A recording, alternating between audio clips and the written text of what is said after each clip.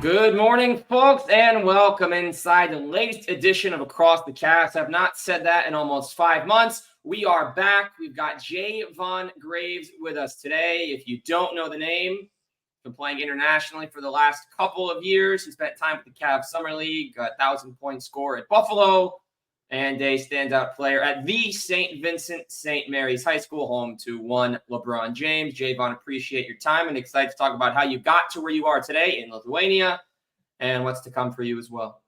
Yeah, thanks for having me. I'm excited for this and been looking forward to it. And Jayvon, we're obviously going to talk about you. That's why we're here. But the big news today in the last couple hours is that Derrick Rose announcing his retirement from the NBA after a long, successful career, dealt with some crazy injuries after winning the MVP in Chicago. But he bounced back. He had a 50-point game. He helped take a couple other teams to the playoffs, almost won a Sixth Man of the Year. What did Derrick Rose mean to you as a hooper that played a lot of their career in the time where he was also out there and you were kind of growing up watching him? Yeah, Derrick Rose, he meant a lot. It was like an era he had when he was coming up, and I was young. I was playing AAU. My team was red, so with him playing for the Bulls, I think his first shoe was like a red and black shoe, and I loved him. His shoes, his play style, everything was always something to look up to, especially being a guard. So, he's great career, for sure. And in your eyes, is he the kind of player that gets into the Hall of Fame, or is it hard to make the argument just based on the limited sample size? Because he only ended up playing 720 regular season games across his 16 seasons.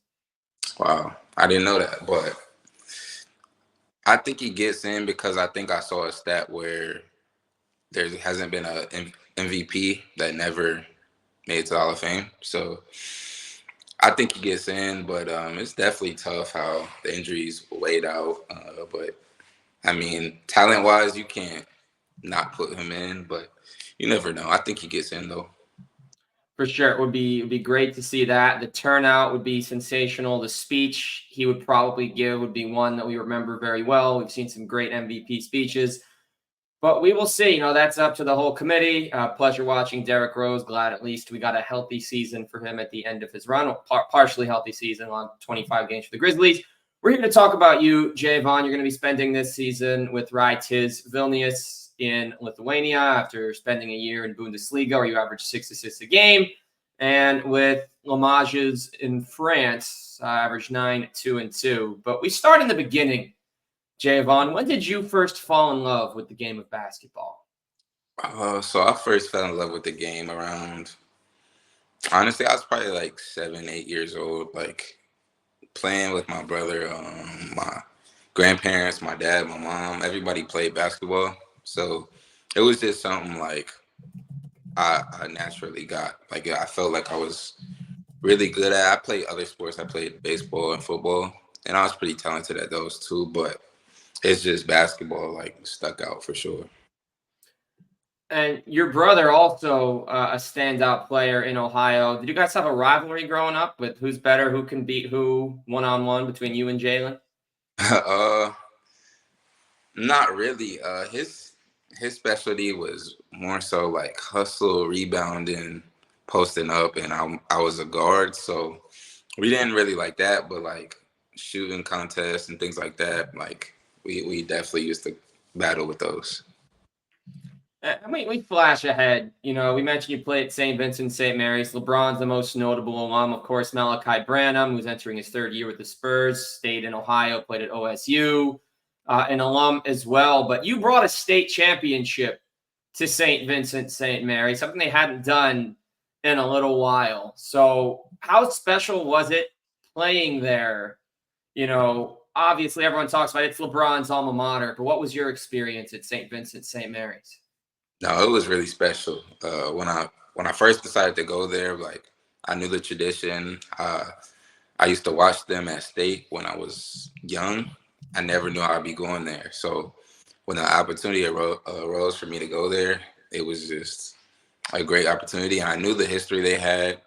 And so when I went there, I made it to the state tournament 3 of the 4 years I was there. But bring that championship home was like a feeling you can't explain, especially the way it happened. So I really enjoyed my time there. Met a lot of lifelong friends and coaches, teammates. Do you remember the moments right before the win became official? What was going to happen? How excited it was going to get, or is it something where you're about to win a state championship at a very well known high school as the top guy? Maybe it's just all a blur. No, I remember. I remember. So the game before the championship game, I had hit the game winner to advance to that, and that team had beat us by 40 the year, like during that year. So when I did that, like me and my teammates and coaches, we like, there's no way we're losing that championship game. We came this far. We lost the year before in the championship game. So I remember it like they took us out the game. The seniors, they took us out the game. We were sitting there and just locked arms, like just embracing that moment for sure. And it was just great. And that is massive to come back and kind of take that win back from them. And of course, you were born in Canton. You're an Ohio guy here through and through. You played for the Cavs. That's why we're here. You got the shirt on, which we're going to get to in a minute. Cleveland Cavaliers basketball, the best shirt to me in the world. Well, was LeBron James your favorite player growing up? And were you going to the Q and to the Guns, that might have been called still then, when you were growing up? Now, LeBron definitely was my favorite player growing up. I just like everyone else. My grandma, she was a big LeBron fan, so we would watch him all the time. Um, and I used to go to games for sure, like just looking up to him and everything he did.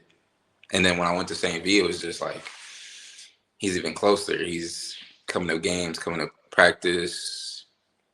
We all know the same people, meet him, things like that. So for sure. So what was that like then? So you did meet him when you were at St. Vincent St. Mary. What was that like for you?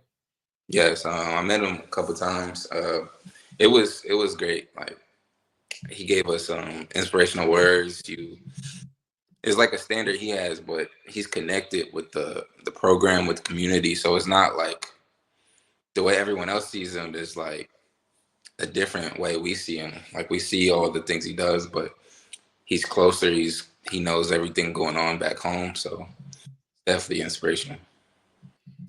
And from St. Vincent St. Mary, you go on to Buffalo, where you scored over 1,400 points. You played a full 4-year career. And obviously, it's always a tough, and I'm sure you get this one a lot, right? It's what's your favorite one memory from Buffalo?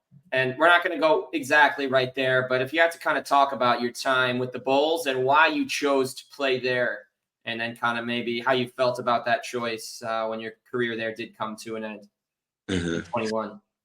No, I chose to go there because the coaching staff was they were really good. That I knew that we would win games, make it to the tournament. That was the biggest thing for me. The play style, they played fast, played like a up tempo, like it, and then it also was close enough to home, but far enough. So like my family, they came to many games, and that was like big for me. And then that career I had there was special. Like we won the tournament twice. Beating Arizona was probably the best thing. But like we were ranked the year after that, my sophomore year, the whole year, like ranked in the country number 14. So that whole year, of course, like just playing with the guys and meeting coaches, teammates, it was just good. Now, I'm sure you're someone you knew you were going to go on to play college basketball. That March Madness was something you'd watch, in middle school and high school. So you talk about Arizona, kind of being your favorite memory. What was it like actually being a part of the tournament? Is it as exciting being one of the players, as opposed to watching it and everyone getting hyped up over the brackets, over the upsets, etc. Honestly, it is. It's super exciting. Like you get shoes, you get so much media coverage. Like before, like the day before the game, everyone gets asked questions. Like from the last guy on the bench to the star player. everybody's filling out brackets. You hear about um, so that was just extremely fun, and the crowd's crazy. And then with us winning, like our coach, he took our phones because it was such a upset. Like he took our phones that night, even though we didn't play the following day. But he was just everyone was locked in. And then that next year we beat Arizona State. Like in the first round, we were expected to win that one because we were a higher seed. So it was great times. And certainly some those kind of memories that'll stay with you, as you go through. And Jayvon, before we shift, we're going to start talking about the Austin Spurs and your time internationally. But to those that want to become professional hoopers, to those that want to hoop at the next level, whether that next level would even be high school or college, the G League, the NBA, go overseas, whatever level that might be, what is your advice to them and what should they be working on? My advice to them is put in the extra work at any chance you can get, and as well listen to your coaches and your mentors. Like for me, I always listen to the elders above me, and I always worked hard. I wanted to up, play up a lot, work on your game. Everybody has their own pace. They progress at different rates, and just run your own race is really what I would say for sure. Just always work hard and listen and on and off the court. Run your own race. Very well said. Very nice quote. And certainly to those watching, no excuse now. You heard it from Jayvon. It's time to go. But, your career started after Buffalo professionally with the Austin Spurs, where you spent the 21-22 season with. So what do you most remember about spending your season over there? You guys went 13-19, averaged 110 points a game. Yep. The thing I remember most there was the vets I had on my team. Like they led the way for us. It's a different game. It's a different pace, especially coming from college. And everybody is. Some guys were drafted. Some guys played in the league for a while. Other guys just becoming rookies, and it was definitely an adjustment as far as like you will have a guy ahead of you because they were drafted, or some games you'll play a lot of minutes, other games you won't. But you really learn a lot. You learn to be patient. You learn to make the most of the time that you're in. And it was a really fun year. Like I like Texas in general, so living there was cool, and their organization was really good. Ran just like the head team. Yeah, and you talk about some of those vets, and among the guys you played with NBA experience, Joe Wieskamp, who spent time with the big league club, Devontae Kaycock, Damian Dotson, Zach Collins, Robert Woodard, Kai Bowman, who spent some time with the Warriors for a bit right before that pandemic hit when Steph was out. He got a lot of playing time. Who's your favorite teammate out of the bunch there? Because there are some players that have gone on to do well. Of course, Zach Collins, the most well-known of the bunch after the big contract with the Spurs. But who's your favorite that you shared the court with in that season? Good question. I still talk to most of them. Devontae Kaycock, he's a really good teammate. He's doing a lot of big things right now in EuroLeague.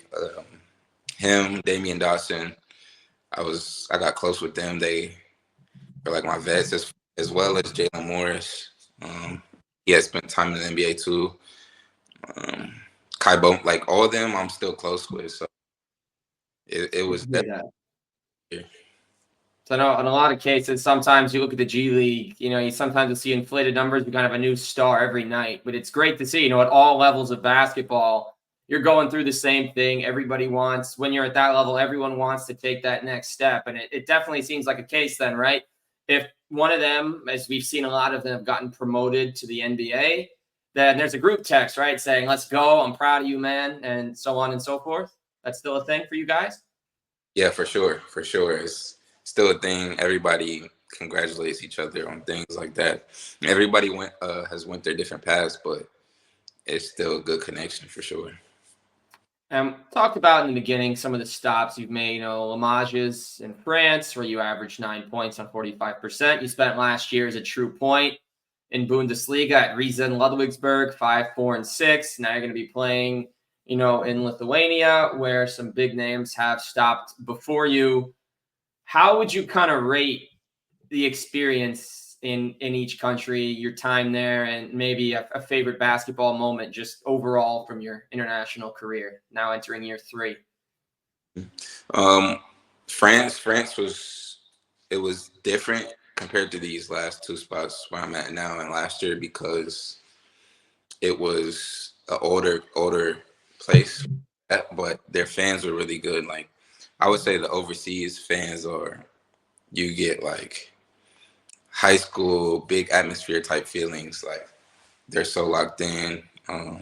So that was something I really loved at all of my stops here.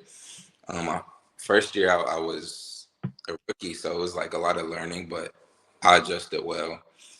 Last year in Germany, I was able to be the guy on the team, so I was played the 1, the 2, played a lot, and then I led the Champions League in scoring as well overall. So that was big for me.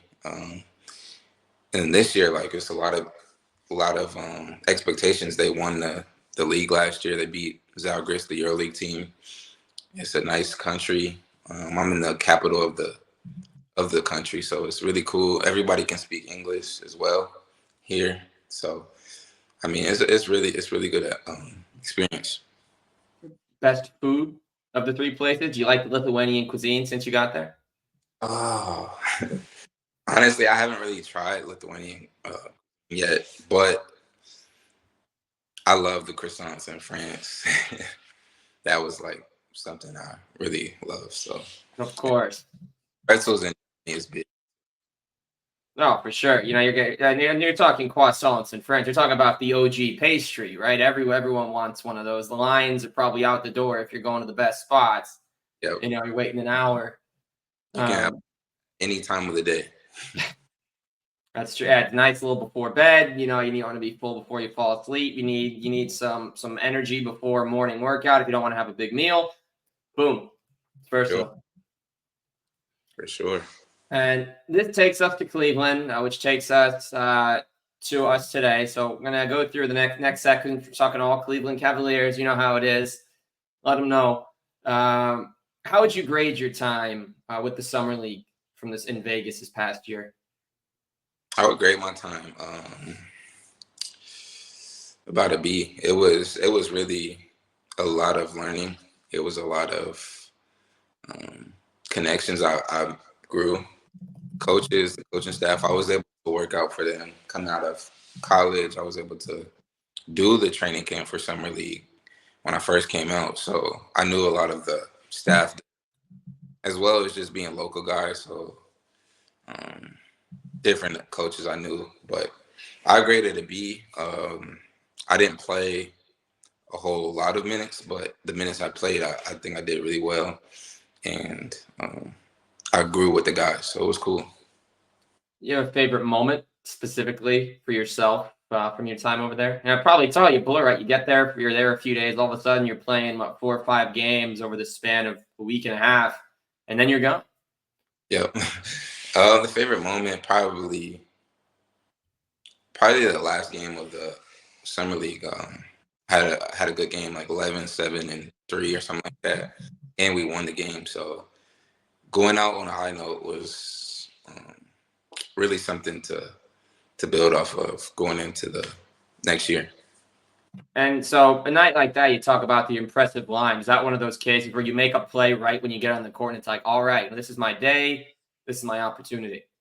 Yes, for sure, for sure. It's like that, and then it's like you just want to impress. You never know who's watching. You never know um, what team, what organization, Europe, Australia, like anywhere. So you just want to do your best for sure. And among your teammates, there were some big names, but I want to focus on some of the current Cavs. Craig Porter got a guaranteed contract during last season. Luke Travers, about 2 months after Summer League, finally got a two-way deal So, what are your thoughts on some of those guys, Luke and Craig, that you spent some time with that'll be on the big league club this season, and what you saw from them from your perspective as a teammate? No, Craig, you can just tell like he's growing. Um, he's getting familiar with everything. He played a lot last year, and I expect a lot from him this year. Like he kind of like led the team this year, summer league, and I think he's pretty motivated. I like his game. I think he can get downhill a lot. He can make the right reads and things like that. So I look forward to watching him. And then Luke, he's really versatile. Like I think he can play multiple positions. His shot looks like it's getting better, and I know that he's been waiting on this moment, like to actually be in the NBA. So I look forward to seeing him too. And there are going to be a lot of Luke Travers jerseys in Cleveland. That Australia connection runs very deep. And my favorite personal fact on him is that the last couple of years in the NBL, or I guess just last year, he was a teammate with Delhi, and you know how that Cleveland connection was. So I'm sure that the Australia Cleveland wave is just going to keep on coming. Yeah, I had a mate from that played with me last year. He got drafted this year at the end of the year. He's a young guy. He played with Luke in the NBL, and he said a lot of good words about him. So yeah, I think he'll do well out there. Who's the player? Ariel Hook Porty. He's a big man drafted to the Knicks. That connection, they come. That NBL is a great league, and I think the only issue for us, I guess for me, you're a lot. I think you're right. You're 7 hours ahead of us. So it's 5 p.m. local for you right now, right? Yep. Here is 7. The last couple years it's been 6. I was gonna say, so it's 7 there, then Australia, it's halfway for us here. I'd love to watch NBL games, but they're happening what now? They're happening 14 hours ahead. So you know it's kind of like Australian Open. You can't if you're in Eastern time. It's really hard to be a fan of this Australian thing. I tried to watch the final, but the game was at 3:30 a.m. It was very hard to. It's tough for sure. And you also played summer league, Jayvon, with DJ Burns. You know, he's somebody that got a lot of publicity in March Madness. He didn't actually have super impressive numbers. He was averaging 13-5 in the regular season, but he comes to March Madness. NC State is a double-digit seed, gets all the way to the Final Four. You know, what was he like? What was it like being around that guy? Because I'm sure, you know, his stock and just his name was a lot larger because that was his first appearance after his big tournament. Yeah, it was crazy. Like the games, everybody was chanting his name. Like anywhere you go, they ask for signatures. And then his game, like he's a really good player. He's skilled. He has good touch. And he's a really good teammate. Like everybody he feeds off good energy, and like he's a really good player. And I look forward to seeing what he does this year. And, you know, there have been guys in the past that came into the league a little heavy, and in some cases, they got their opportunities. You know, the first one that comes to mind is Jared Sullinger, who didn't work out in Boston. He was playing very well, but they may have wanted a different conditioning for him. You know, we've seen Zion in New Orleans. You know, we see Kenny Lofton right now, who's been on a couple different teams. And I know a lot was made that DJ had slimmed down. I don't think it would be stopping him from having a good career. But do you think that the way he was built in summer league, and I'm sure he's going to continue to work and get in whatever shape he wants to be in, but do you think the shape he played in summer league would be good enough for a guy of his talent to go shine now in Korea in his first season there? I think so. I think actually I just saw him play highlights of my college teammate. They played out there, Nick Perkins. But I think his size is also to his advantage. Like honestly, nobody can guard him 1-on-1. Like summer league, I've seen it. Like it was tough for everybody to guard him. So I think with him it's just defending. Like defending in the pick and rolls sometimes can be tough. Or when it's a quick guard, it's kind of hard to stay in front at that size. But like I'm sure he knows how to use his craftiness, and but offensively, like he can shoot the ball, and he has mid range, good touch around the basket. So Yep. Offensively, I mean, overall, he'll be good for sure. I think he'll right. So it's safe to say he'll be a fan favorite on that new team, new country in no time. They're all going to know his name. It's going to kind of be like right when Marbury went to China Yeah, and he became big. I personally, and I know there's a wide array of very talented players that have had American roots that then go play elsewhere. I can't, off the top of my head, name any superstars, big names that have gone over there, but I do think, right, there's a safe chance, it's a safe bet rather, that we might be seeing a lot of DJ Burns jerseys in these crowds very soon. yeah. I think he has that aura to him for the fans to gravitate to him, and he will definitely be somebody that they just fall in love. And final question here on the Cavs. You got the shirt. You spent some time with them this summer but now you're in Lithuania. I know a lot of the guys stopped by throughout the summer. Sam Merrill, Max Strus. Don was there. New coach Kenny Atkinson. What do you expect from the team this year? And will you still be watching them when you're not playing? First, I will definitely still be watching them. I mean, I always want the hometown teams to do well, and I expect a lot from them this year. I think they brought everybody back for the most part, and they just grow together this year. And I think guys will be motivated. And I think Darius for sure be motivated. A lot of people wrote him off, and as well as the young guys. I like Jalen Tyson. I got Yep. a pretty good relationship with him, and I know he's ready. He's looking forward to it, and I think he can contribute this year. So I expect a lot. Hopefully a deep playoff run and top 3-4 seed in the East. Would love to see that. Darius's jaw's back to normal. Donovan's knee should be good to go. Jared Allen's ribs should be healed. And we got one more Cavs question for you here. One other name I would love to just quickly touch on. Big name in college, had some stuff off the court, got his stuff, he got his act back together, he transferred schools. It's Amani Bates. I know he's somebody that Cavs faithful loves. Sky can still be the limit. Was tough in the first season, adjusting when he did get called up. It's a massive change, especially you come in a little bit thinner. It's tough to kind of get to the lane. What are your thoughts, spending a couple weeks with Amani? Do you think he can make it in the league as well? I think he can make it. I think he can shoot the ball lights out. Shooting wise is knocked down. Reed's really skilled. He likes to rebound more now. I can tell from just watching him last year. He's a rebounder. He's taking the challenge of defending a little more, and then also he's listening to make the reads, make the right passes. So I'm looking forward to how he is this year. I think that first year is always a jump wherever you go, from high school to college to the pros. And I think now that it'll be another year for him, I think he'll be locked in. He'll do the right things and have a good career. 3 Imani Bates reporting for duty. Cavs are coming up. We got training camp next week. The season is less than a month away. Jayvon, a pleasure to chat today. I appreciate giving me some time, to talk hoops, talk about your career, got to talk about the land. Tell everybody here, where can we find you on social media and how can we follow your games, if we're not in Lithuania?